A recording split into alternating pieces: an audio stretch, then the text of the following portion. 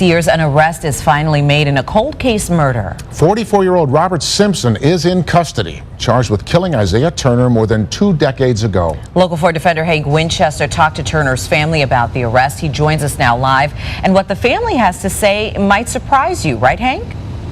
Sandra, Steve, absolutely. In fact, the victim's brother is bishop of the church you see behind me here in Pontiac, just a few miles away from where his brother was gunned down.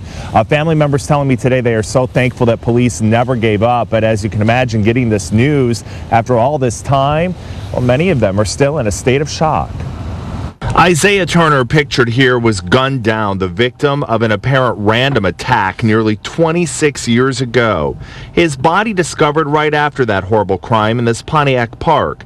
Just last week, in a home across from that park, police arrested this man, Robert Simpson. They believe he's the man responsible for that crime.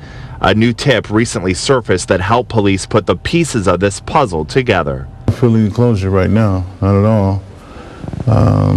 It's just too early, and so it's like once again back to that day.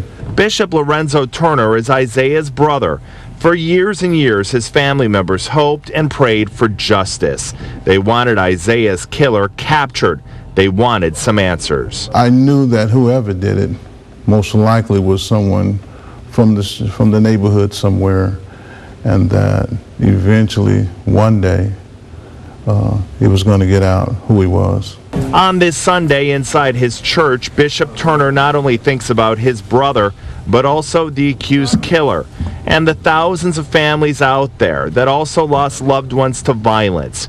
Here's his message for all of those people still hoping for justice today. I would say just keep the hope and keep praying and just trust in the law, the system, and let them do their job.